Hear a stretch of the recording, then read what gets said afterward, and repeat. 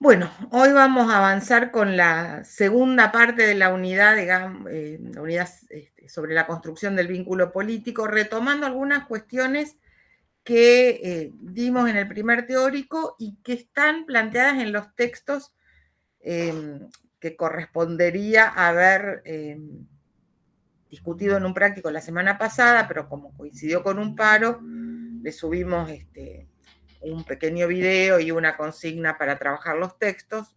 Algunas cuestiones me parecen importantes para recuperar, para pensar esta idea eh, muy ligada a ciertas lecturas, si ustedes quieren, postestructuralistas de la teoría política, que piensan que la construcción del vínculo político no tiene que ver con algo del orden de la homogeneidad, sino con el orden de las tensiones, el conflicto, ¿no es cierto? Que no es algo que nos viene dado, ni tampoco que surge de una fórmula deliberativa, sino que tiene que ver con formas onerosas, si se quiere, incluso para la subjetividad individual, perdón, a la hora de construir tejer ese vínculo, ¿no? Y en esta clase en particular, retomando la idea de lo común, de la comunidad que estaba planteada en los dos textos de la semana pasada, decía, algunas cuestiones de aquí y conectar con la categoría de pueblo, particularmente en el enfoque de Ernesto Laclau.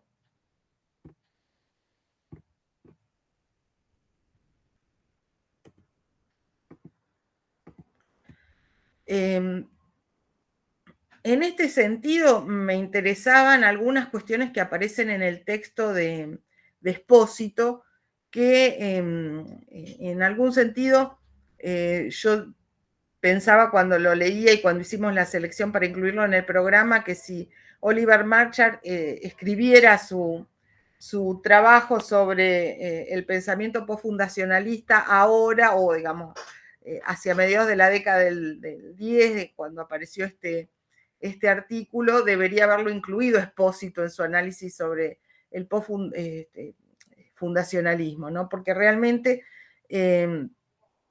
es la pregunta por lo común en el texto, en el artículo de Espósito, encuadra muy bien en esa tensión entre la política y lo político, y ese abordaje de lo político como esa dimensión que de alguna manera no se reconoce por su esencia, pero que se hace visible por sus efectos, ¿no? Como dice el texto de Marchart.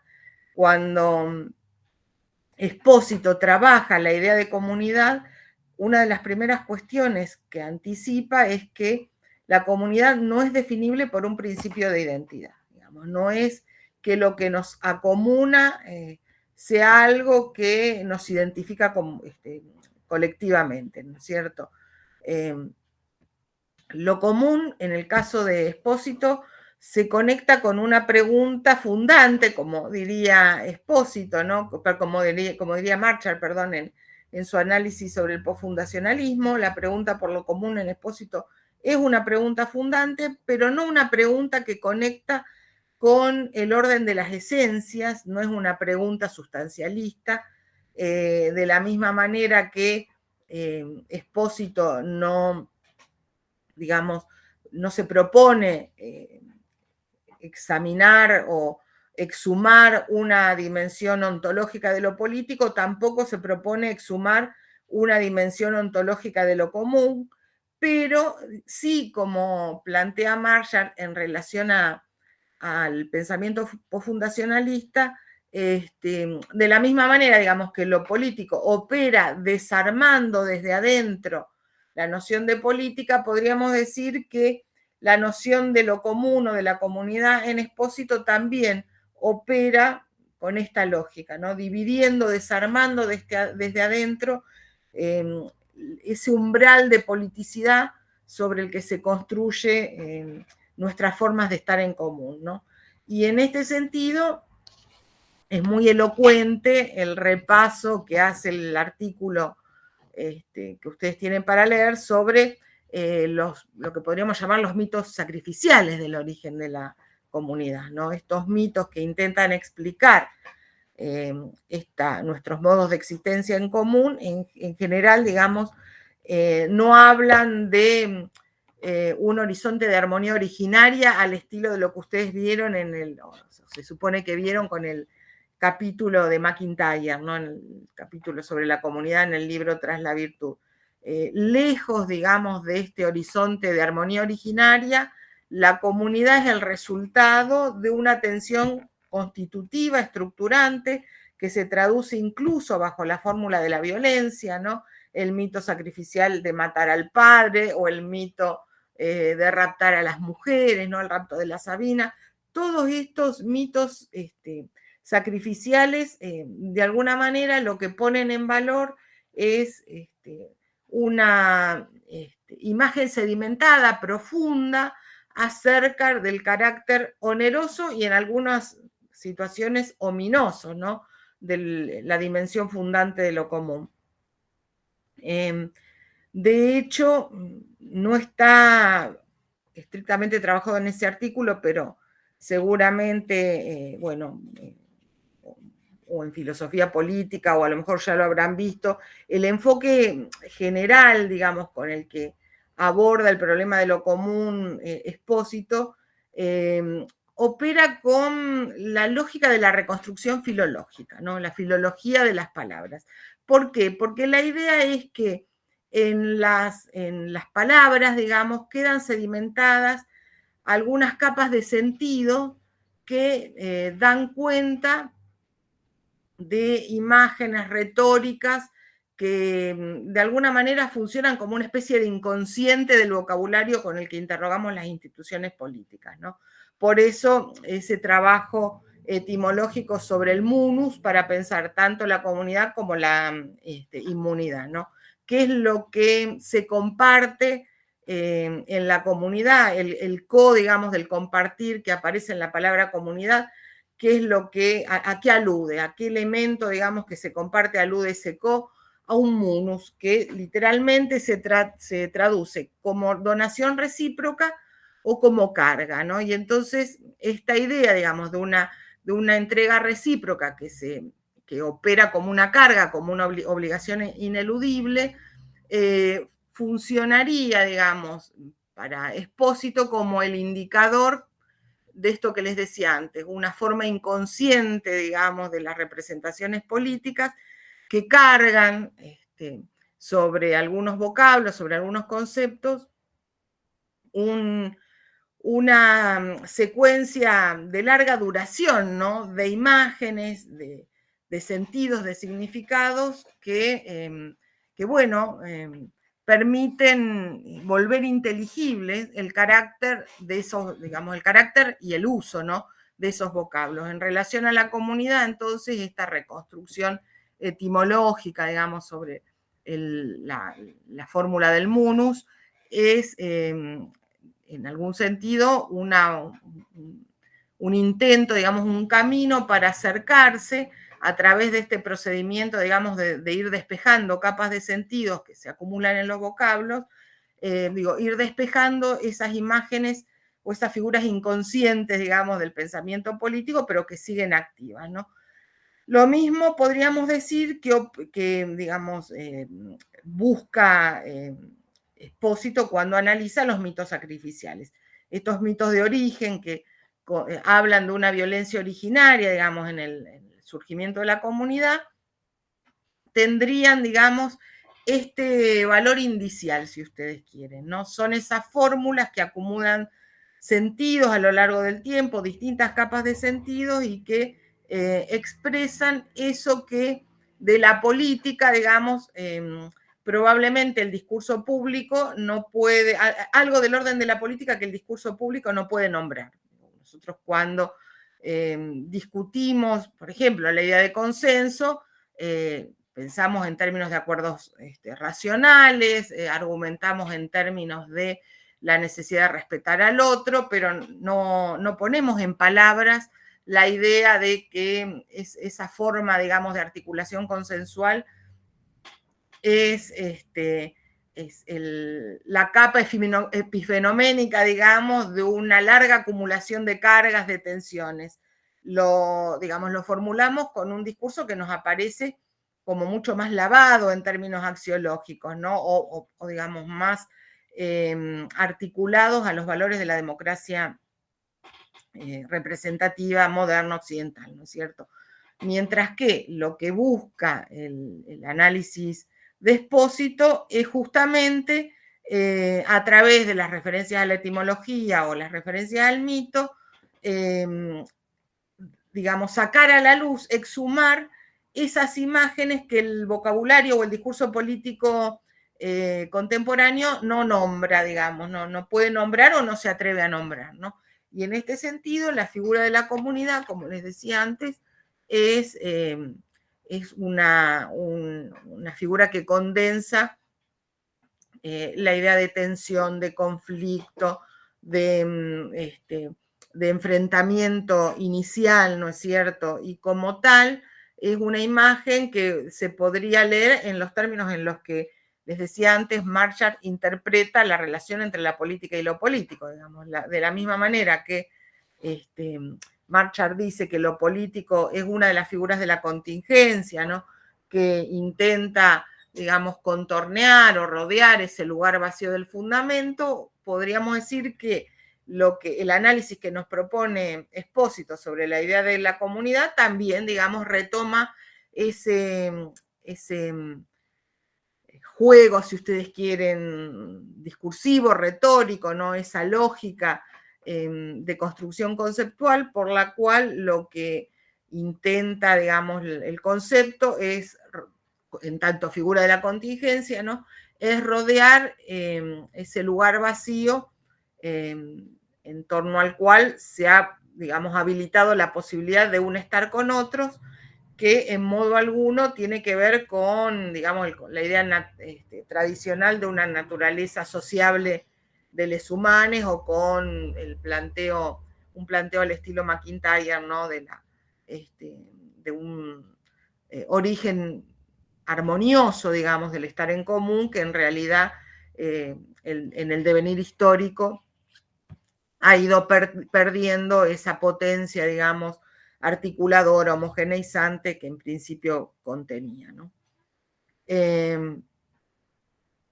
La otra cuestión que me parecía muy interesante en el texto tiene que ver con el modo en que la teoría para Espósito recoge esta idea, digamos, de que lo que hay en el origen de la comunidad es una tensión profunda, ¿no? Él retoma la fórmula de Sartre, el infierno son los otros, dice, bueno, en realidad la comunidad, si uno escarba, digamos, lo que no nombra explícitamente el concepto de comunidad, cuando uno lo descompone etimológicamente, ¿no? Y piensa que en realidad lo que nombra es esta idea de una carga compartida, bueno, en un sentido, esa carga compartida, ¿qué proyecta? La idea de que la comunidad, dice él, es un infierno para cada yo. Y lo singular, digamos, es que en realidad la teoría política moderna se ha hecho eco de esta idea, en algunos casos con un sentido descriptivo, pero reformulando esa idea de fondo, ¿no? Que acerca de que la comunidad en realidad es el resultado de una tensión originaria, onerosa para la subjetividad, ominosa en algunos casos cuando se logra a través de la violencia. Vi a alguien que había levantado la mano, discúlpenme ahora, no me acuerdo. No, fui yo, pero fue por error, no, no, disculpe. No, por favor. Si hay alguien que tiene alguna pregunta o comentario, me interrumpe, abre el micrófono, no pasa nada. Les decía entonces que en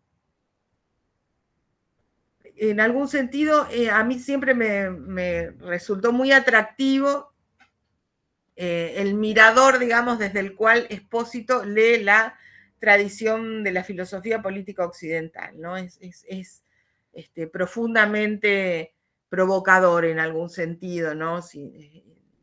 No sé si innovador, porque tampoco es que sea el primero que lo hace, pero de alguna manera, o sea, no es el primero que retoma esta idea, digamos, de de una potencia creadora, la potencia creadora de una tensión originaria, vamos a ponerlo en estos términos. De hecho, ustedes se acordarán seguramente de algunos textos de Teoría Política 1 que para analizar el pensamiento maquiaveliano hablan de la fertilidad del mal. No sé si tienen presente. Potencia lo tengo presente más con lo que es Spinoza, ¿no? Sí. Y ahora me recomendaron un libro que estoy leyendo que se llama La anomalía salvaje de Negri, que también retoma el tema de la potencia de Spinoza. Bien, bien. Bueno, decía, esto no, obviamente no es novedoso. Ya otros han hablado de esta idea, digamos, de la potencia creadora de algo que en principio aparece como un mal, ¿no? La idea de la fertilidad del mal, la fecundidad del mal. Pero, digo, me parece interesante ver cómo reacomoda los argumentos centrales en cada una de las teorías a partir de esta inquietud por mostrar, digamos, el modo en que en el concepto de comunidad están sedimentadas imágenes que el discurso político moderno o contemporáneo no se atreve a nombrar, ¿no? Como esta idea de que la comunidad es una carga, es ominosa, etcétera, ¿no? Y entonces dice, bueno, esto ya la idea de que el infierno son los otros, que para cada yo el vivir en comunidad es un infierno, porque implica alguna forma de restricción, aparece en el argumento hobbesiano del origen de la sociedad civil, ¿no es cierto? Finalmente, vivir con otros implica ceder derechos, ¿no? Entonces, el infierno que supone la vida en comunidad para cada yo, en el caso de Hobbes, cómo es interpretado o a través de qué mecanismo es interpretado, a través de la cesión de derechos. ¿Por qué para cada uno vivir con los demás sería un infierno? Bueno, porque para vivir con los demás he tenido que ceder derechos, ¿no? En el caso de Locke, la imagen de la centralidad de la propiedad, lo que él dice, bueno, toda la arquitectura conceptual del argumento lockeano reside sobre la figura de la propiedad y en realidad es como que la imagen de la propiedad se devora la figura del propietario, digamos. La subjetividad, diríamos, del propietario queda desarmada, digamos, en el concepto de propiedad. Entonces, en ese sentido, hay, digamos, en el argumento lockeano hay el reconocimiento de una especie de herida subjetiva, ¿no? De aquellos que para pactar han debido, digamos, aceptar, digamos, consentir, ver diluida su condición de propietarios en la figura jurídica de la propiedad como entidad abstracta, ¿no? Y después dice, estos serían, digamos, argumentos, sino justificatorios, no digamos que justifican la imagen de la renuncia o la imagen del sacrificial, digamos, del vivir con otros, pero sí que intentan explicarla, después podríamos discutir si además intentan justificarla, pero sí, digamos, tienen por lo menos una tonalidad descriptiva, no valorativa, digamos. Y en esta tonalidad descriptiva que asume la teoría para despejar qué es lo que ha permitido el vivir con otros, el vivir en común, bueno, operan estos argumentos, ¿no? La cesión de derechos, la propiedad que se devora al propietario, se fagocita al propietario.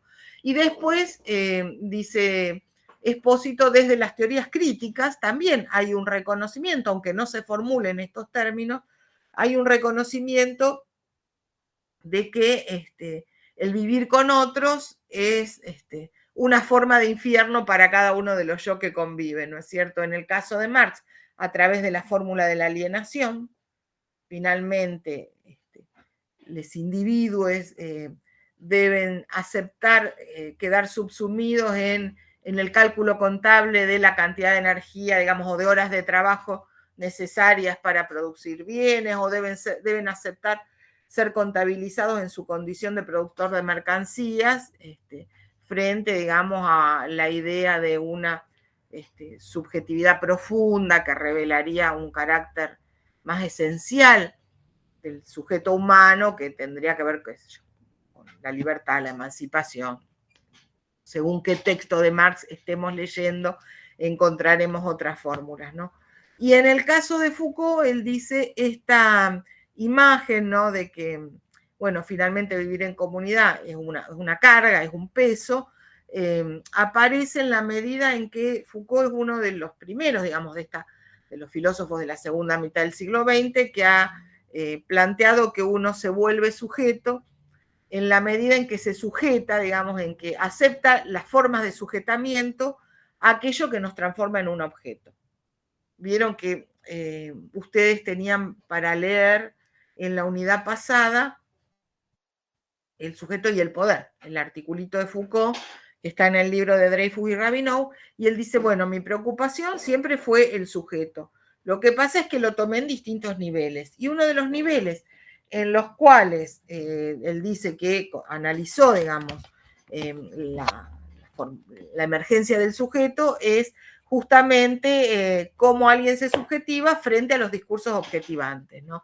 Frente a la medicina, para la cual uno es sano o enfermo, frente a la psiquiatría para la cual uno es loco o cuerdo, ¿no es cierto? Entonces, en ese sentido, lo que dice Espósito es que en la perspectiva Foucaultiana hay un reconocimiento, digamos, de la carga del vivir en sociedad en la medida en que ese vivir en sociedad implica un sujetamiento a aquellas instancias que nos objetivan, digamos, que nos introducen, que nos inscriben, mejor dicho, en alguno de los cuadrantes, digamos, o en alguno de los casilleros de la grilla clasificatoria con la que esa sociedad se vuelve inteligible para sí misma, ¿no? Toda sociedad se impone a sí misma algún criterio de inteligibilidad que siempre funciona como un criterio clasificatorio, lo normal y lo patológico, lo legal y lo ilegal, lo prohibido y lo permitido. Bueno,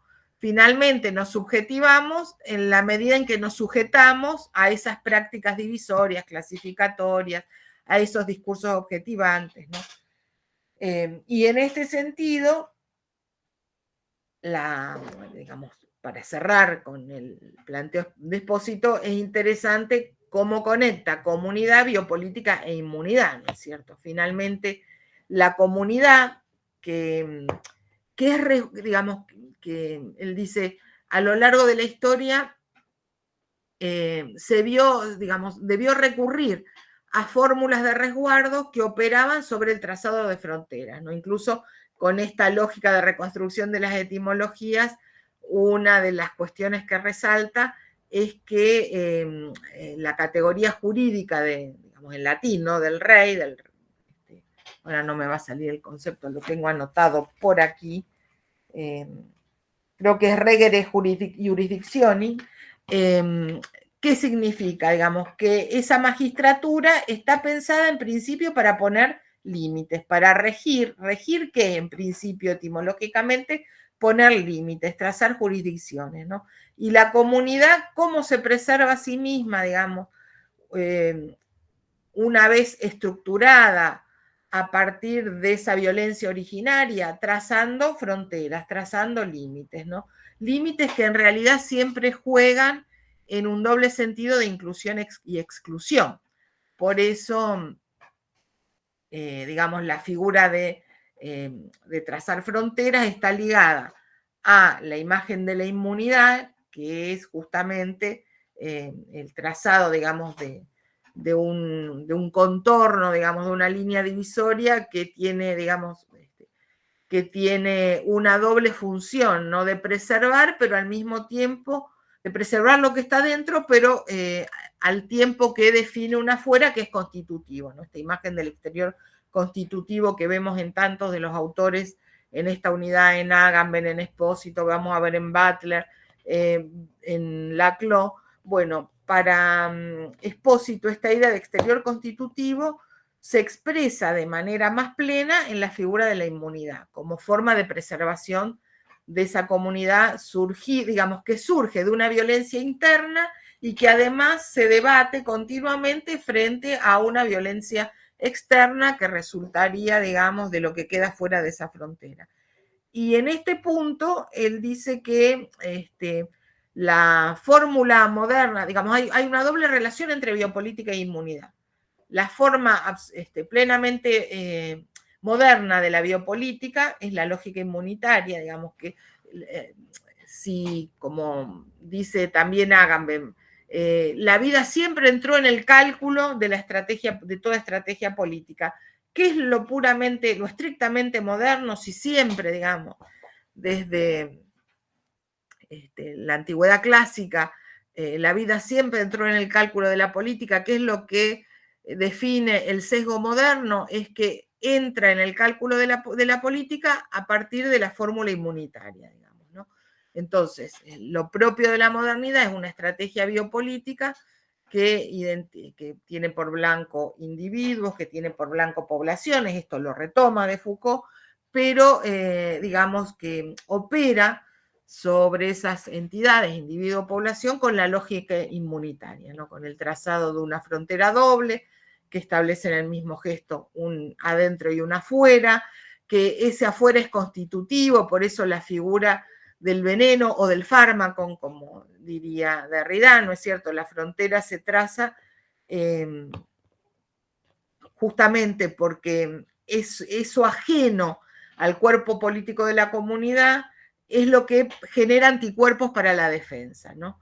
Y en ese punto, lo que plantea Espósito es que esta entrada, digamos, a la biopolítica a través de la fórmula inmunitaria es lo que permite explicar lo que Foucault no explicó, que es por qué la biopolítica deriva en las fórmulas totalitarias, en el nazismo, en el campo de concentración, etc. Bueno, hasta acá Espósito. No sé si hay alguna pregunta, duda, comentario.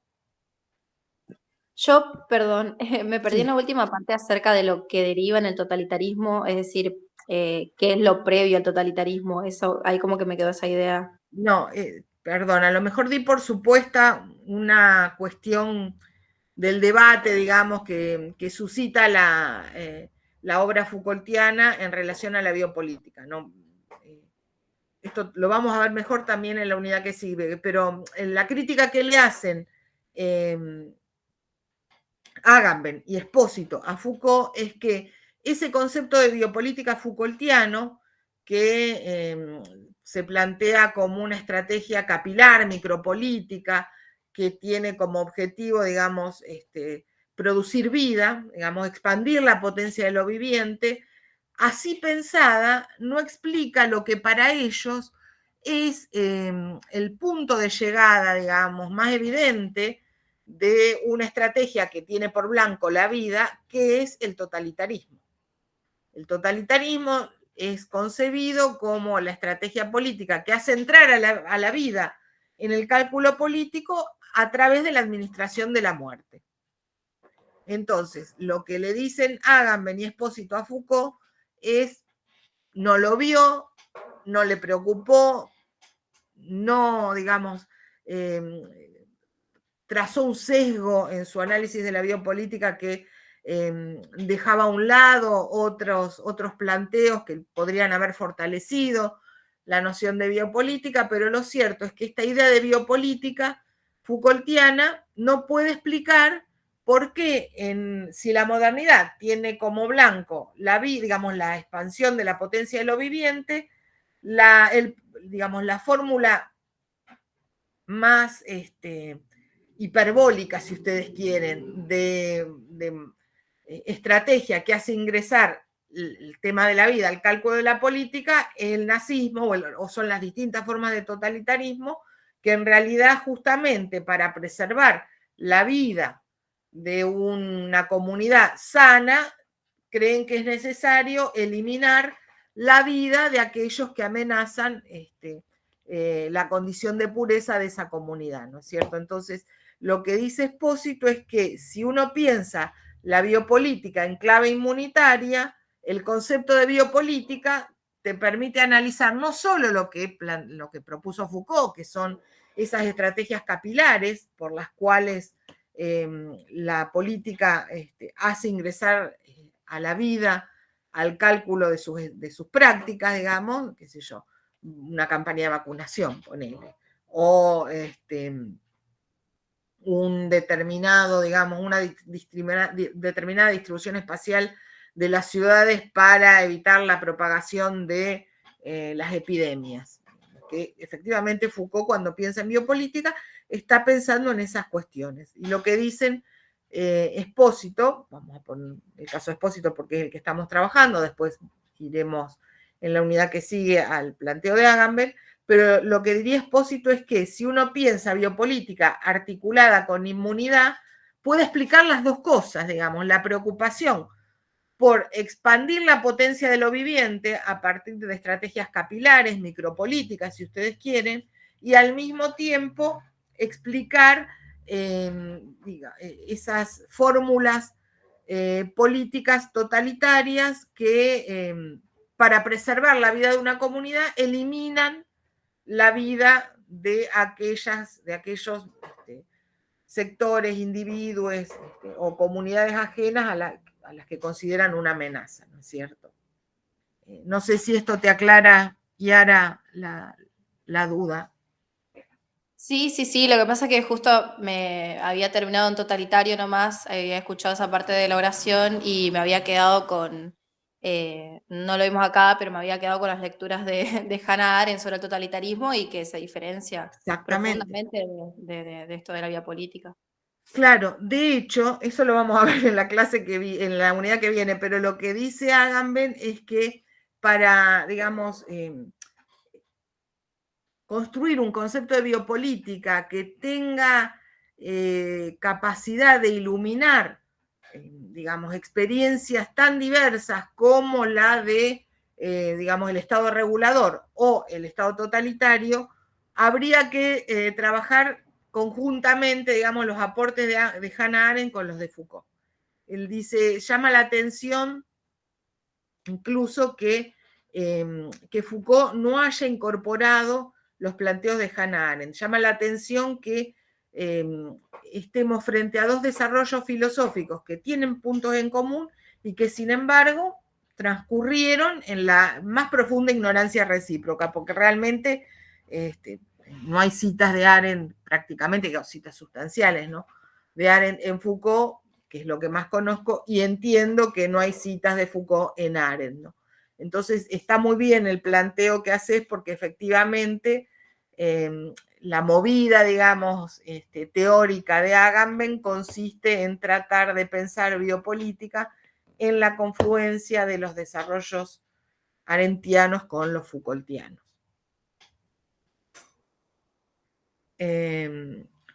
Bueno, la otra perspectiva que me interesaba analizar es que un poco nos conecta o nos va acercando al planteo de Laclau, que es el que ustedes deberían discutir en base a los textos en la próxima clase, en el práctico de la próxima clase, tiene que ver con la posibilidad de pensar lo común en términos de horizonte, digamos, como posibilidad para la política, ¿no? Porque digamos, de la mano de Espósito y con este ejercicio, si ustedes quieren, de deconstrucción, en algunos artículos él habla, digamos, del modo en que recupera la estrategia derridiana de la deconstrucción, ¿no? Digo, si ahí lo que tenemos es una lógica de deconstrucción de lo común, del estar en común, de la comunidad, que trata de sacar a la luz esas capas de sentido sedimentadas que muestran el costado más ominoso del estar en común, esta idea de que el infierno son los otros,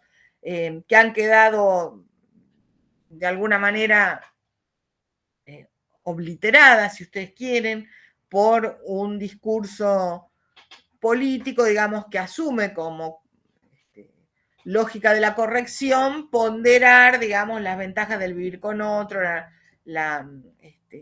el carácter podríamos decir, ilimitadamente productivo que tiene el respetar al otro en relaciones de convivencia, ¿no?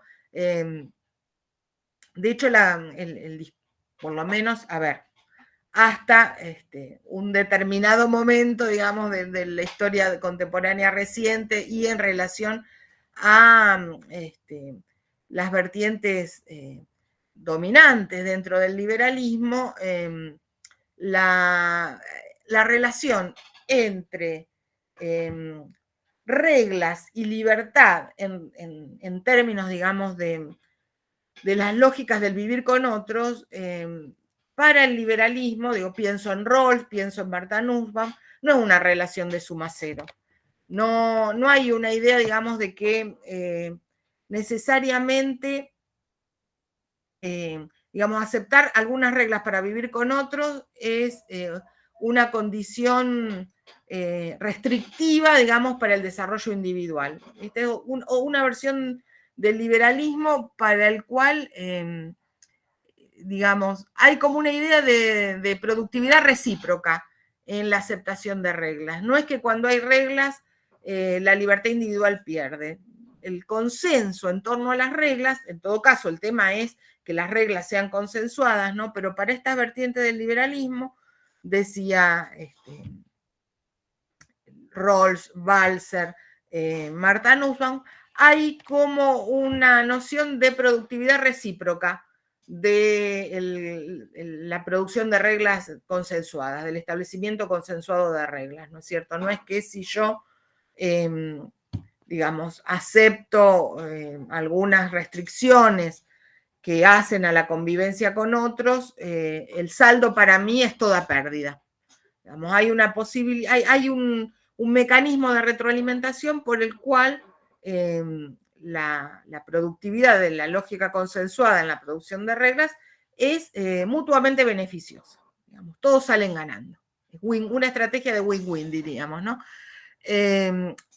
Y lo que nos diría Espósito es que este discurso está muy encuadrado en la lógica de la corrección política, lo que oculta, lo que oblitera es que en realidad en la fórmula del vivir en común lo que subyace es una carga que siempre funciona, digamos, como un límite para los individuos, que obliga, digamos, que empuja a los individuos hacia el exterior de sí mismo, dice en el texto Comunitas, ¿no? Siempre están obligados a salir de sí mismos. ¿En qué medida? En que tienen que renunciar a sus deseos, a sus impulsos, a sus, digamos, instintos, a sus planteos internos para, digamos, acordar, para acomodarse a esas reglas que son consensuadas, ¿no es cierto? Y eso es lo que esta estrategia etimológica, filológica, digamos, de reconstrucción de umbrales de sentido, permite poner a la vista, ¿no? Entonces, frente a esta perspectiva que nos muestra el costado oneroso, digamos, del estar en común, o por lo menos el umbral oneroso a partir del cual se construye el estar en común, el planteo de Dardot y Laval, en un libro que se llama Común, es, si ustedes quieren, mucho más optimista en relación a las posibilidades de lo común. Lo común es un horizonte, es una forma de oponerse al capitalismo, tiene que ser pensado en términos de coactividad, dice, de un trabajar juntos con otros, no como forma de copertenencia, ni de copropiedad, ni de coposesión, ni de identidad, digamos. ¿Qué es lo común? Es una forma de coactividad, digamos, una forma de acción colectiva. De hecho, cuando los autores cuentan qué es lo que dispara el libro, hablan de la experiencia boliviana de la guerra del agua, que es de fines del siglo XX, principios del siglo XXI, ¿no? Que son los movimientos de resistencia que se producen en las comunidades andinas frente a la privatización, digamos, de la provisión de agua, ¿no? Que no era solo que obligaba a las comunidades a pagar para asegurarse la provisión de agua potable, sino que además había como un refuerzo compulsivo para que las comunidades tuvieran que pagar el agua, que era, digamos, clausurarles, cerrarles o taparles los pozos de agua que esas comunidades tenían desde tiempos ancestrales. Por si las dudas, por si se querían resistir a pagar el suministro de agua, para que, digamos, no les quedaran alternativas, lo que se hacía era tapar o anular los pozos comunales de agua, ¿no? Bueno, y esto produce una rebelión popular que se va articulando, ¿no? Distintas comunidades. De hecho, el texto asocia el surgimiento de la figura de Evo Morales, ¿no? Y como líder del movimiento cocalero en relación a esta guerra del agua. Entonces, en este sentido, hay, digamos, una primera dimensión de abordaje del fenómeno de lo común como horizonte de posibilidad, digamos, para dar la disputa al capitalismo o a las formas, digamos, con las que funciona el capitalismo contemporáneo, que es como mucho más factual y tiene que ver con un movimiento de resistencia que no solo logra, digamos, torcerle el brazo a las políticas privatizadoras de servicios públicos, sino que logra construir un umbral de articulación que va a permitir que 7, 8 años después, digamos, un líder surgido de ese movimiento acceda a la presidencia de Bolivia, ¿no? Por otra parte, digamos, hay efectivamente en el planteo de Dardo y Laval una apelación a nuestra tradición filosófica occidental, ¿no? Para ver, bueno, cómo ha sido pensado lo común y qué de estas tradiciones filosóficas que pensaron lo común podemos recuperar, ¿no? Para trazarnos, digamos, una estrategia política, ¿no? Un horizonte, para trazarnos una estrategia política que nos permita vislumbrar un horizonte de transformaciones a partir de la noción de lo común. Y en este sentido, bueno, yo les enumero acá algunas cuestiones. El texto está puesto como bibliografía complementaria, pero me parecía interesante introducir algunos elementos y después si lo quieren leer, si a alguno le interesa particularmente esta cuestión, está disponible, ¿no? Por un lado, digamos, él dice, bueno, hay como una especie de hilvanamiento, ¿no? De algunas nociones que se trabajan, que digamos, aparecen en la filosofía política occidental, el caso del common sense en la tradición inglesa. ¿Qué es el common sense? Es una percepción, digamos, compartida que se construye, ¿no? Que no tiene que ver, porque la idea de común, dicen Dardo y Laval, en general ha sido trabajada en dos niveles. Por un lado, digamos, lo que de suyo tienen en común un grupo determinado de individuos, de personas, de objetos, ¿no? Digo, uno podría decir, todos los les humanos tienen en común la marcha bípeda, no sé, o tener 2 brazos y 2 piernas. ¿Eso tiene que ver con la idea de común que nos interesa recuperar, digamos, o activar en términos políticos? No, digamos, es un dato de constatación de universalidad que no le aporta nada, digamos, a la construcción política. De la misma manera, la idea de common sense en la tradición inglesa o angloparlante, Inglaterra, las colonias norteamericanas, después Estados Unidos, la idea de common sense tiene que ver con una visión compartida, no, digamos, con el estándar promedio de datos que se repiten en relación a un grupo de objetos, sino con un trabajo de sociabilidad que permite construir digamos, nociones, retóricas, incluso imágenes compartidas respecto de una cuestión, en el caso del common sense inglés, en relación a las libertades, ¿no? A la tradición de libertades inglesas. Hay un common sense, digamos, que tiene que ver con que el principio que debe estructurar la política es el respeto a las libertades individuales, y eso, digamos, se forja no como constatación de un dato repetitivo, sino como digamos, se forja a partir de la confluencia de elementos diversos, tradiciones jurídicas, prácticas informales, prácticas institucionales, ámbitos de sociabilidad, no sé, como la prensa, los grupos de discusión, etcétera, ¿no? Después menciona Kant, digamos, con esta idea de la universalidad como algo que no sé, que dicen Dardo y Laval, en Kant la universalidad no es algo que se constata, sino que es esta propuesta, digamos, que aparece en en la crítica del juicio es la posibilidad que tienen los sujetos racionales y razonables de pensar más allá de sus propias posiciones. ¿Cuál es la dimensión de universalidad que le reclama el pensamiento?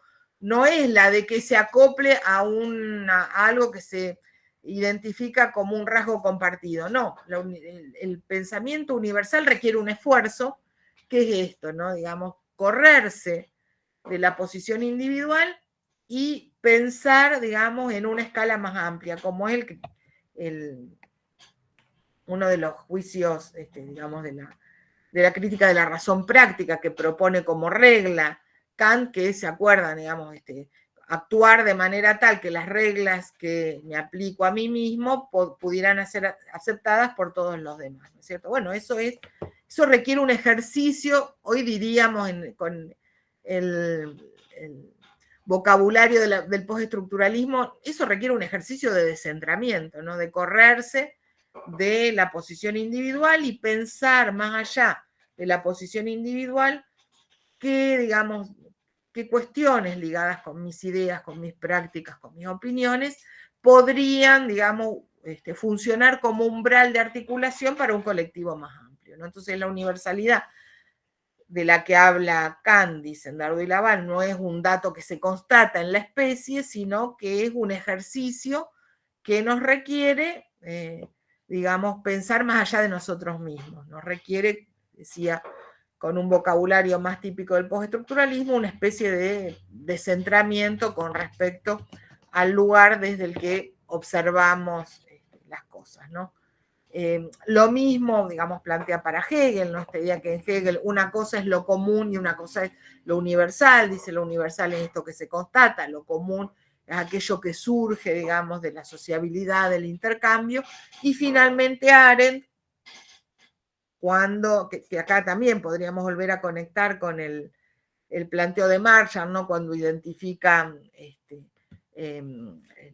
la posición arendtiana con una noción de lo político asociativo, no con lo político antagónico, porque efectivamente lo común tiene que ver con esa capacidad, digamos, de producir algún tipo de articulación que, si bien, digamos, me obliga también a dejar algo de mí mismo, supone alguna forma de consenso, ¿no?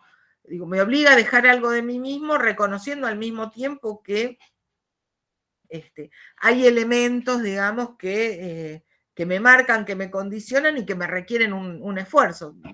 Hay una fórmula maravillosa en esa compilación que se llama Sobre la política de Arendt, que dice algo así como que, digamos, cuando uno entra en la sociedad política digamos, le ocurre lo mismo que cuando sale del desierto. Nadie sale del desierto sin arena en los zapatos. Bueno, podríamos decir que, obviamente, digamos, el ingreso a la comunidad política funciona con una lógica de consenso, de articulación, que requiere un esfuerzo y que requiere al mismo tiempo esto, digamos, ver qué hacemos con esa arena que traemos en los zapatos proveniendo del desierto, ¿no? Proviniendo, digamos, de una situación de individualidad.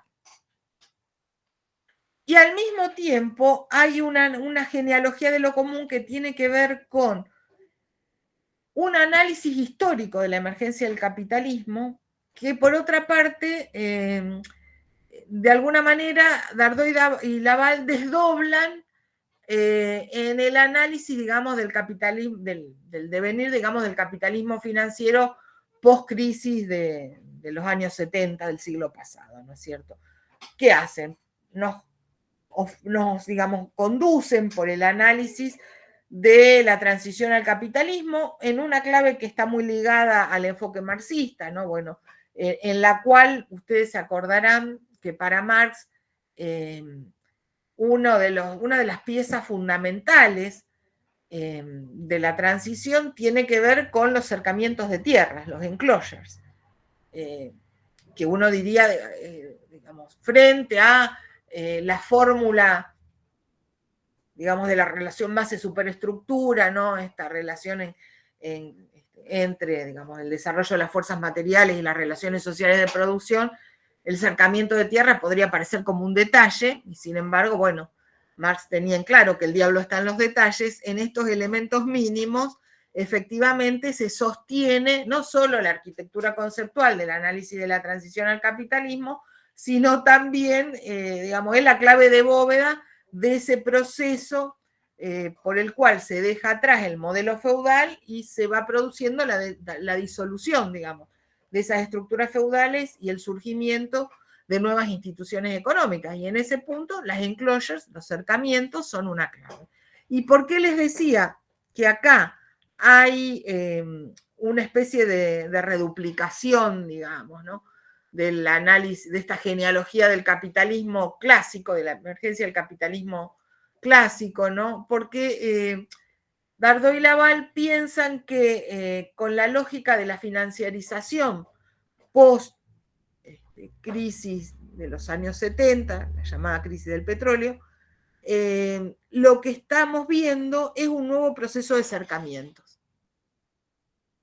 Otras formas de cercamientos sobre otros objetos, pero lo que estamos viendo es un proceso que, digamos, funciona de manera bastante similar, ¿no? Del mismo modo en que los cercamientos contribuyeron a poner límites a una propiedad, digamos, que tiene una dimensión material, ¿no?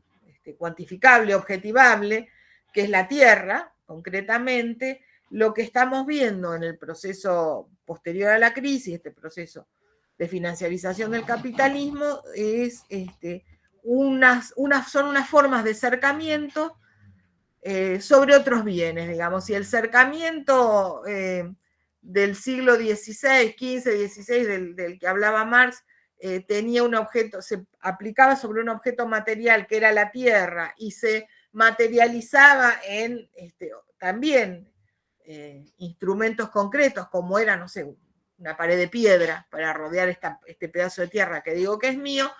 En los cercamientos, las enclosures del siglo XXI, dicen Dardot y Laval, funcionan, digamos, con una lógica mucho más indirecta, más mediatizada, con instrumentos jurídicos, con blancos que ya, con blancos inmateriales, por ejemplo, las llamadas economías del conocimiento, ¿no? Ahí en realidad son los derechos de propiedad, que son derechos inmateriales, los que producen cercamientos de algunas formas de saber que en realidad ¿por qué deberían ser socializadas?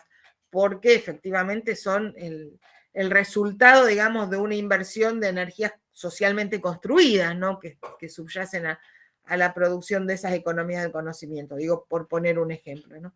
Entonces, me parece un análisis muy sugerente porque nos propone pensar lo común como horizonte, como una actividad, digamos, compartida con los demás, no es una forma de pertenencia, no es una propiedad intrínseca, no es una identidad, es una forma de actuar en común con otros, de actuar en común sobre qué, sobre, digamos, no solo bienes materiales, sino bienes inmateriales. De hecho, Dardot y Laval ponen como ejemplo el mecanismo del copyleft, por oposición al copyright, ¿no? Lo mismo que hicieron, o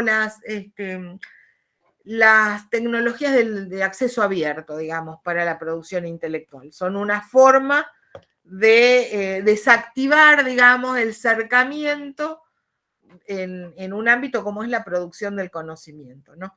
Y en ese sentido, lo común tiene que ver con lo indeterminado, digamos. Es una forma de coactividad que como tal tiene, digamos, habilita un espacio heterogéneo, múltiple, muy difícil de determinar por anticipado, digamos, cuáles son sus límites, cuáles son sus posibilidades y a dónde nos van a conducir, pero son un umbral, digamos, que nos permite trabajar cooperativamente para erosionar esas formas del capitalismo contemporáneo que son más opresivas, que son más pauperizantes, etcétera, ¿no?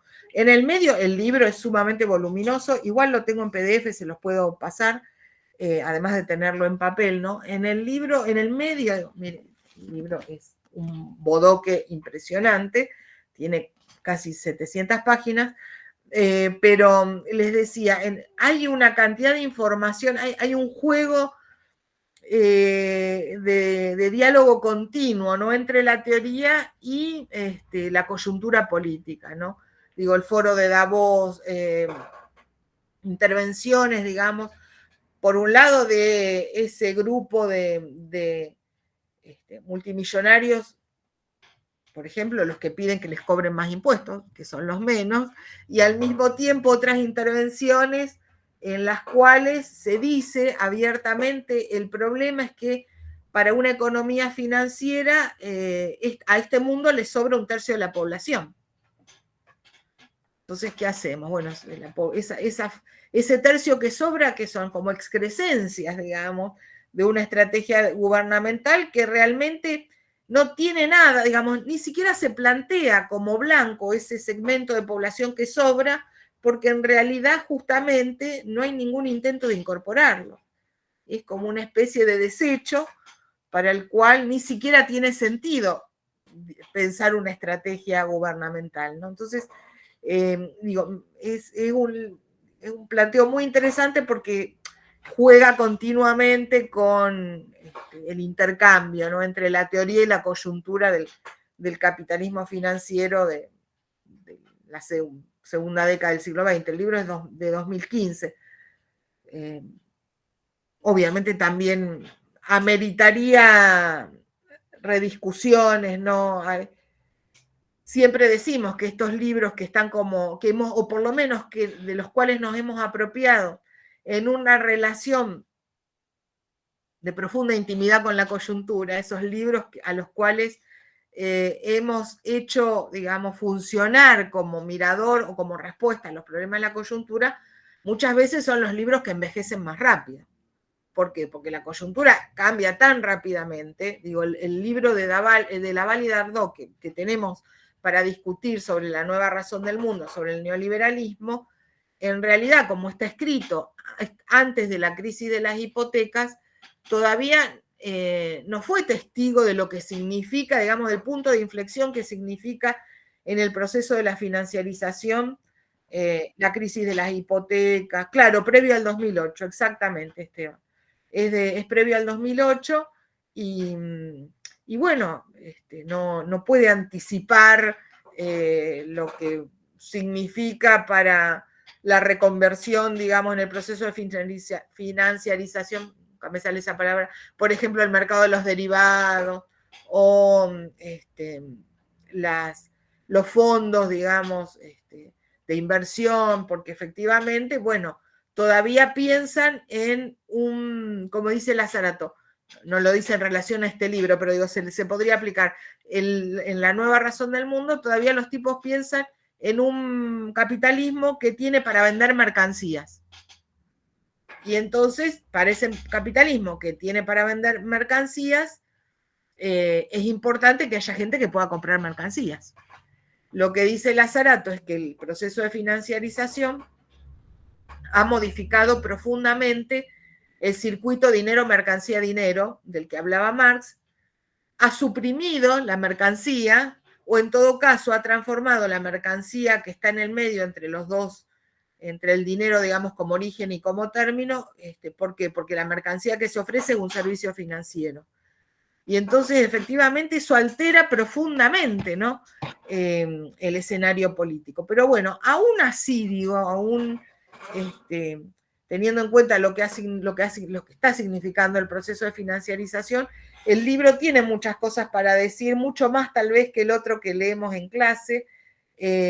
Obviamente, el surgimiento de las nuevas derechas a escala global nos obliga también a revisar las alianzas, digamos, entre el capitalismo y las nuevas derechas, o como plantea Matías Seidel, el profe de Filosofía 1, que tiene un artículo sobre, digamos, este contexto en el cual la democracia se ha convertido en una carga para el capitalismo, ¿no es cierto? Entonces, esto obviamente siempre hay que revisarlo, pero digo, en términos de pensar estrategias de construcción política, me parece que definir lo común como horizonte es digamos, un piso mucho más flexible que, por un lado, digamos, que esa mirada, digamos, tan oscura, ¿no?, que nos ofrece el texto de Espósito, o a la inversa, digamos, la mirada confiada, optimista y en algún punto ingenua que nos ofrecen una versión del comunitarismo como podría ser, no sé, la de McIntyre, ¿no? Bueno, no sé si hasta acá tienen alguna duda, consulta, pregunta. Todo en orden. Ahí veía que Esteban iba haciendo algunas intervenciones, claro, sobre los resultados de la crisis del 2008, ¿no?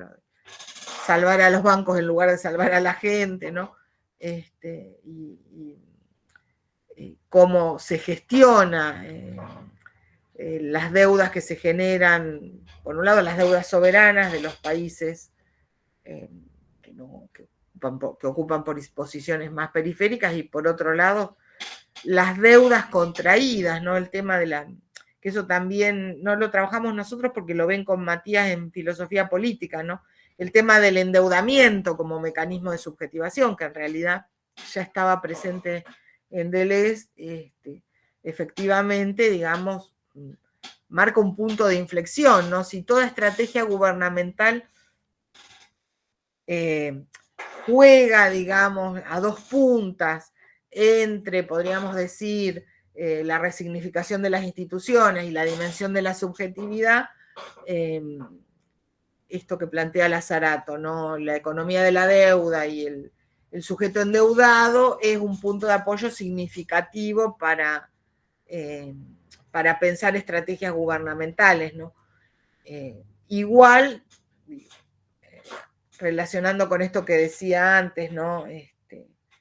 Con lo que plantea los documentos que introducen Dardot y Laval y estas posiciones de algunos participantes del foro de Davos que dicen esto, que al mundo le sobra un tercio de población, obviamente esto también, digamos, tiene que, digamos, requiere reacomodar las respuestas, ¿no? Habría que ver cómo se puede reconstruir lo común como horizonte.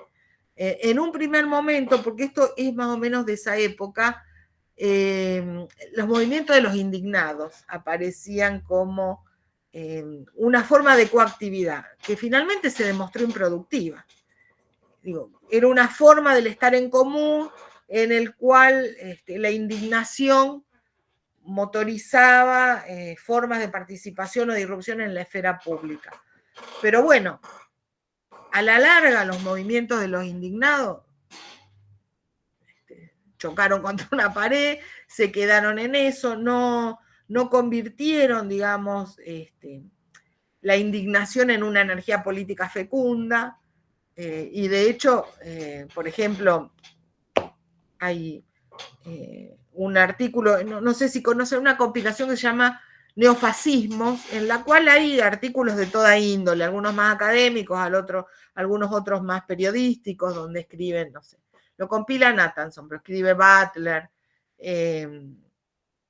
escribe este tipo, Yannick Camus, que es los desahuciados, claro. Yannick Camus es un experto en las nuevas derechas francesas, ¿no? Y lo que dice es que en realidad uno podría tejer la genealogía del RN francés, ¿no?, de Marine Le Pen, justamente, digo, el resurgimiento, ¿no? Cómo se reacomoda y capitaliza fuerzas de descontento la derecha francesa a partir del movimiento de los indignados. Los indignados del 15 son los chalecos amarillos del 20, son los que protestan contra la inmigración, las regulaciones de la inmigración en el 21-23, o contra las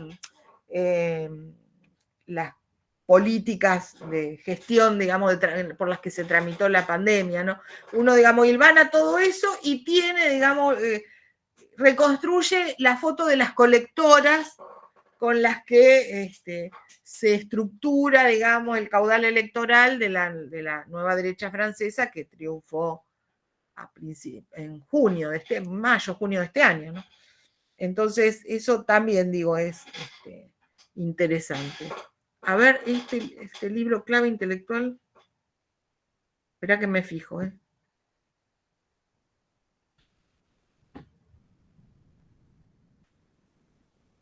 Sí, ese libro. Ese es el libro del que hablo, Esteban, efectivamente. Bueno, llegamos hasta acá. Si les parece, presento algunas cuestiones de Laclau y después hacemos el primer Laclau, el Laclau de los 70. Y el autor que habla de las derechas francesas se llama Jean-Yves Camus.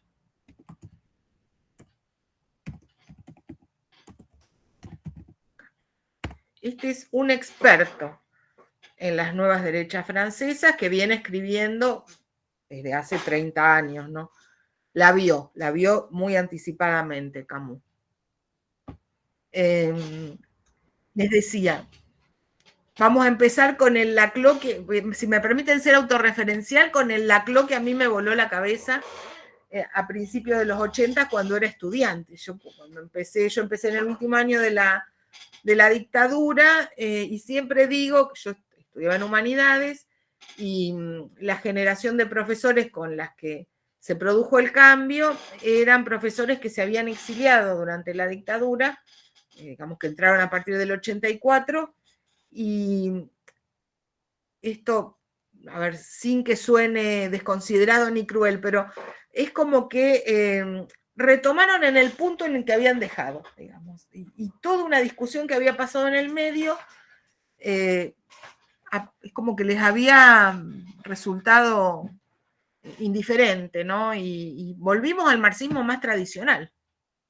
Entonces, cuando yo leí el texto de Laclau, que se publica, una vez que Laclau se exilia, ¿no? Y se va a la Universidad de Exeter, Capitalismo, Fascismo, Ideología, hacía una teoría del populismo, un texto escrito entre el 76 y el 79, publicado, alrededor del 76, porque se publica antes en inglés y después se publica en el 79 en español. Yo cuando leí ese texto me pareció de una sofisticación intelectual que se me cayó la mandíbula, comparado con lo que yo venía leyendo del marxismo, quedé así como alelada, digamos, me produjo un shock, me flasheó completamente que alguien, nutriéndose, digamos, de la tradición del marxismo, pudiera pensar en una clave con una sutileza, digamos, con una preocupación por la dimensión de lo discursivo, por la relación entre ideología y discurso, una relectura notable, ¿no? de los clásicos del marxismo, de los clásicos de la Segunda Internacional, de Gramsci, obviamente. Y bueno, siempre me parece que vale la pena arrancar por ese Laclau para ver cómo, bueno, qué de ese primer abordaje del populismo se conserva en los textos posteriores y qué cosas se han ido, digamos, a lo largo de los años se van reconfigurando, reacomodando, algunas van desapareciendo, otras no, son leídas en otra clave, pero digo, ya es un texto que a mí siempre me resultó, como les decía antes, de una gran sofisticación intelectual incluso, ¿no? Una gran sutileza.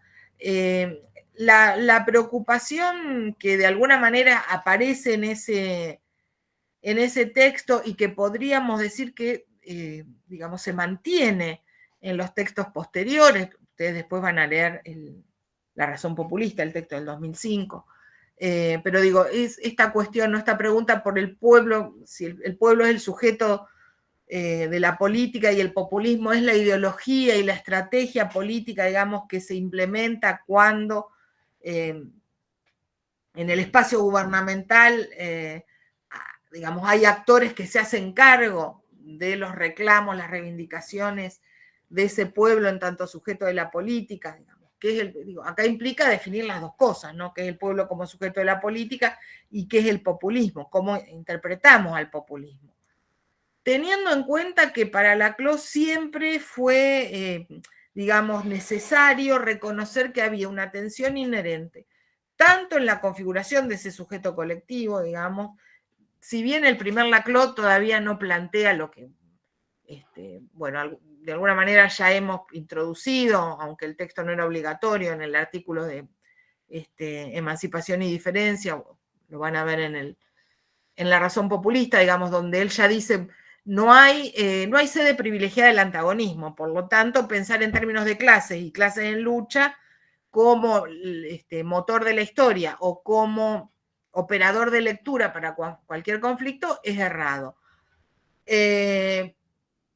Eso todavía no está en ese primer Laclau del texto publicado en español en el 79, pero sí hay, digamos, mucha claridad acerca de que ningún sujeto colectivo de la política se forma, digamos, se constituye, emerge por afuera del conflicto. Siempre es el resultado de un campo tensional, ¿no? Y efectivamente, digamos, la otra tensión inherente tiene que ver con el espacio de la política, ¿no? Y su relación con este sujeto. Todavía tampoco es el Laclau que hace la distinción entre la política y lo político, o por lo menos que la retoma para dialogar con otros autores que leen la configuración, digamos, del orden político en esa clave, pero sí ya aparece esto que les decía, ¿no? El campo de eso que recortamos como un campo específicamente político está atravesado por una lógica de tensiones, se recorta a través de las tensiones, funciona con una dinámica tensional y esas tensiones atraviesan a esos sujetos que vamos a caracterizar como sujetos políticos, ¿no? Sí, Lorena. Sí, profe, una pregunta. Siempre él desde el principio, bueno, no he leído algún texto de él, el que está mencionando usted no lo leí, pero me interesaría leerlo. Siempre parte como unidad mínima de análisis desde la demanda y a partir de cadenas equivalenciales, ¿o no? Todavía acá no. En este primer Laclau no. Pero hay una idea de articulación que, digamos, te la anticipo, ya voy a llegar, que aparece ya en ese texto en relación a la configuración del campo ideológico. Un campo ideológico, dice él, es el resultado de una articulación entre, en ese momento lo llama distintas interpelaciones discursivas. El campo ideológico del populismo, del peronismo, si por, digamos, ejemplo del populismo ponemos al peronismo, él dice el campo ideológico del peronismo, perdón, se produce a partir de la articulación de diferentes interpelaciones ideológicas. Una es la del conservadurismo, la del socialismo, digamos, la tradición socialista que se instala en Argentina hacia fines del siglo XIX y, digamos, se consolida en las primeras asociaciones sindicales, la tradición del anarquismo incluso, y ciertas versiones de un liberalismo institucionalista que de alguna manera ponderan, digamos, el rol del Estado. Entonces, si uno tiene que pensar, dice en este texto, ¿no?, una ideología populista para el peronismo, ¿cómo la piensa? A través de la idea de articulación de estas diferentes interpelaciones discursivas. Y bueno, por ejemplo, para el conservadurismo el tipo piensa en la función, incluso en alianzas concretas, ¿no? En la alianza que traba Perón con el Partido Conservador de la provincia de Buenos Aires, en el primer peronismo. En relación a los socialistas, cuando digamos, negocia con una rama de la fraternidad para, digamos, recomponer el campo sindical. Bueno, y así. Igual yo creo que este texto, no sé, bueno, es optativa, la historia de cuarto año, la de Mario Gluck, ellos lo trabajaban. No sé si ustedes están cursando esa materia. Por lo menos en algún momento se trabajaba, no sé si Claro. capaz que fue cambiando, pero sí, sí. Claro, Y también este año hizo un gran recorte, Alina, debido, bueno, a la coyuntura que se está viviendo, ¿no? Pero, bueno, voy a esperar a verlo con Mario, seguro que debe estar en el programa y ellos han subido todos los textos del programa, pues no lo han actualizado, pero van recortando. Claro, fíjate, si no, seguramente lo podremos, yo lo tengo en papel, pero dado que es viejo y debemos estar cerca del vencimiento del copyright, seguramente debe estar. Sí, no, yo creo que se consigue en PDF. Debe estar por ahí. Sí. Yo ahí, bueno, ahora en uno de estos de esta autora que dijiste francesa, hay uno sobre la derecha en Europa, junto con otro autor. Ah, sí, es un señor, no es una autora. No sé qué no. Sí, tiene. Ahí lo encontré y lo dejé en la bibliografía complementaria. Buenísimo. Genial, Alina. Hablando de liberales, el otro día me llegó el título de un libro que, bueno, o sea, como es muy nuevo, no está en PDF y leí de qué se trataba, que es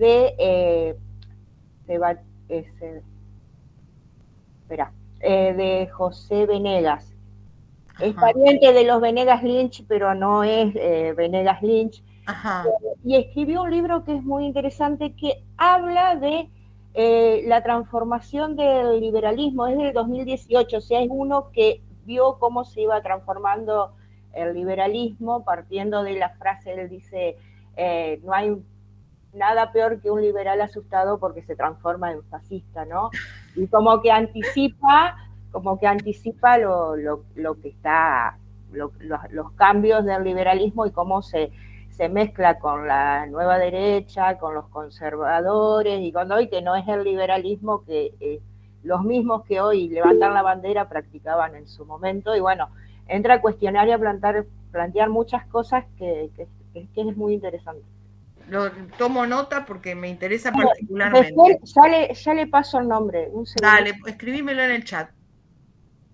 Y ahí también, ahí había visto una intervención de Lucas, dice, Mario hace hincapié en los populismos latinoamericanos, Getulio Vargas, sí, sé que hace más hincapié en eso, pero bueno, en una época había una selección del texto del 79 de la había, claro, por lo menos mucho más teóricos, digamos, también para trabajar esas perspectivas. Estaba muy buena.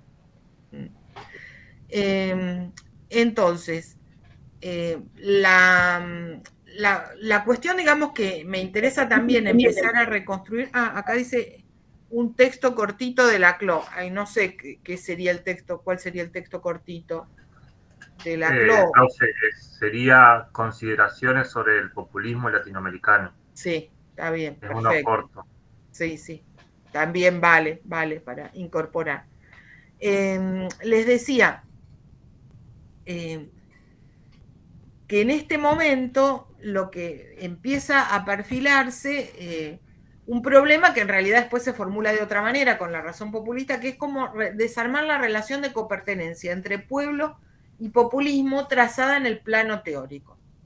¿Por qué? Porque en ese momento todavía, digamos, por un lado, digamos, hay que desanclar ciertos lugares comunes que...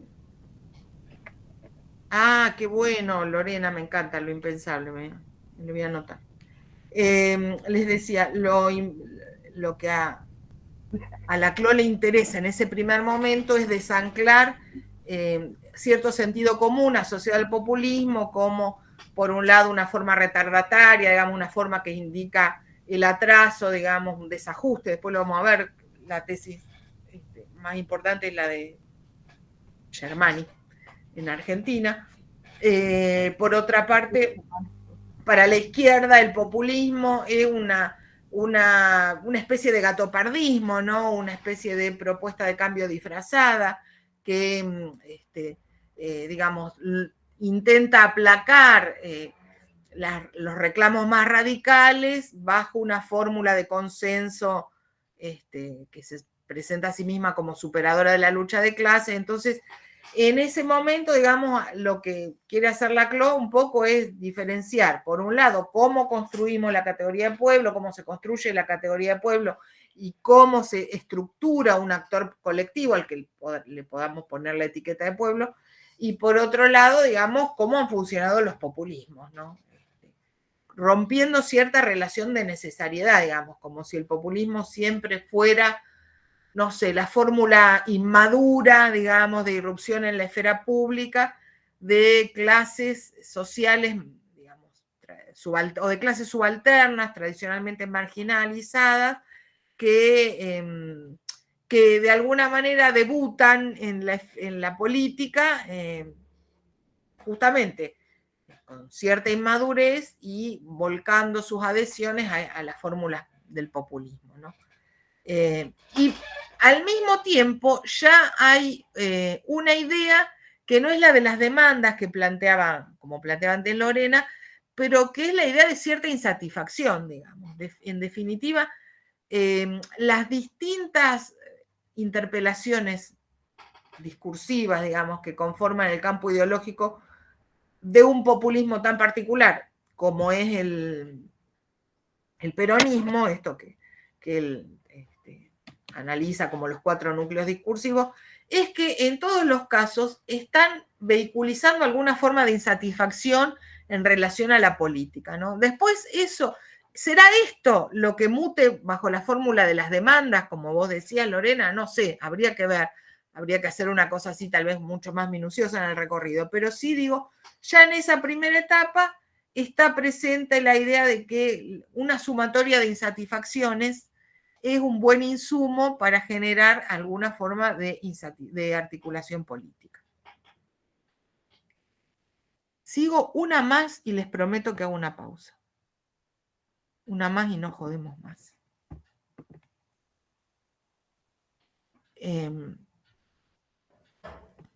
Bueno, entonces, en este libro, digamos, ¿qué cuestiones, digamos, aparecen? Bueno, una de las cuestiones más interesantes, esto es un movimiento o una ideología, digamos, tiene que ver con una forma singular e histórica de irrupción en la esfera pública de un determinado sector de la población, no es una ideología consistente, con cierta coherencia, aun cuando surja, como dice Laclau, de la articulación de distintos núcleos discursivos.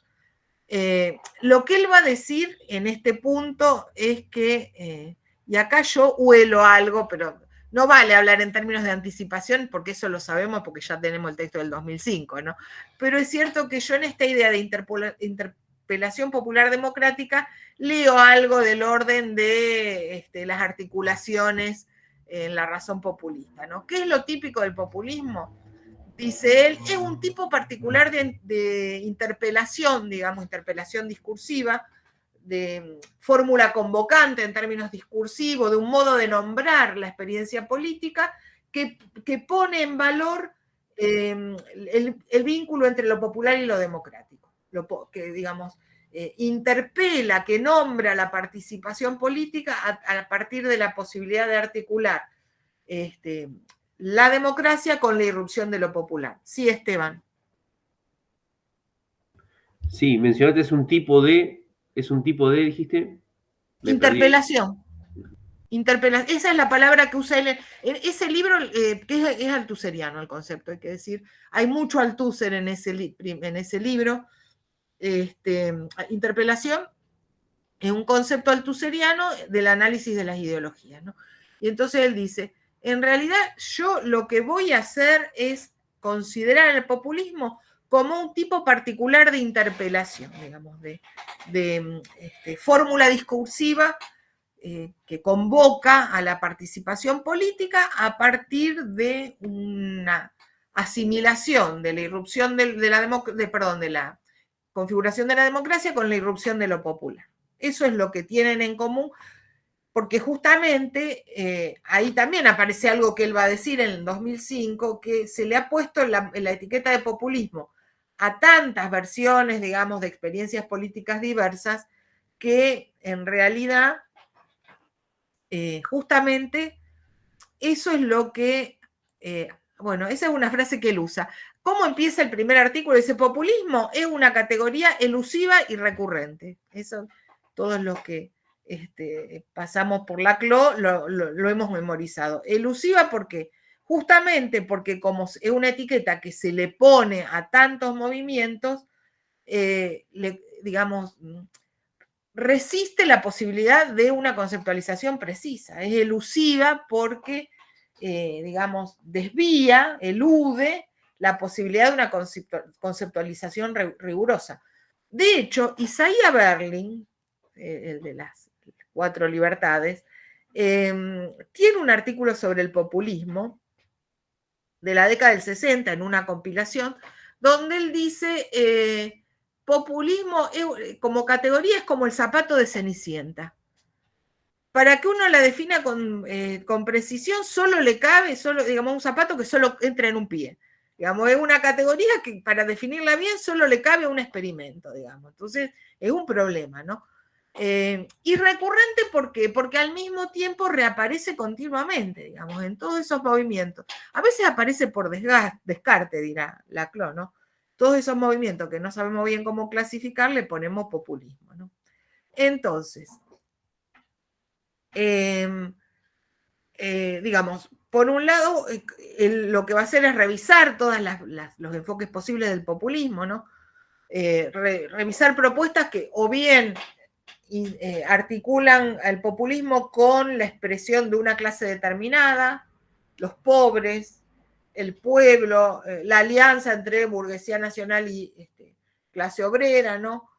Va a revisar las propuestas que rechazan al populismo porque creen que justamente como la clase explica todo, el populismo como mecanismo de articulación, digamos, no resuelve nada. Por eso él habla del nihilismo de izquierda, un nihilismo populista de izquierda. Va a revisar las propuestas que identifican al populismo como una ideología anti-statu quo, y verá, digamos, en qué medida sí, en qué medida no, y va a revisar la concepción funcionalista que plantea que el populismo es un fenómeno propio de las sociedades, digamos, que han visto ralentizada su transición a la modernidad, sociedades en las cuales los procesos de modernización han sido lentos, han sufrido desviaciones o han tenido que atravesar un montón de obstáculos, ¿no? Y entonces él lo que dice es que el funcionalismo interpretó al populismo como una especie de el emergente político de situaciones de asincronía. Asincronía, ¿por qué? Porque son sociedades en las que la expansión del espacio de la ciudadanía, digamos, tiene que ver con el ritmo político de la modernidad, mientras que las estructuras económicas exhiben el atraso de una sociedad todavía en transición, ¿no? Entonces, esto es Germani. Acá el blanco es claramente Germani, ¿no? Bueno, ¿les parece que hagamos acá? En realidad tendría más para decir del libro del 79, pero bueno, veo cómo voy a reacomodo después y hacemos una pausita breve, 10 minutos, rearmamos el mate, cafecito y volvemos y retomamos con la CLO. Profe, perdón, yo tengo que retirarme ahora. Hay una reunión Sí, no hay estudiantil en problema. la facu, así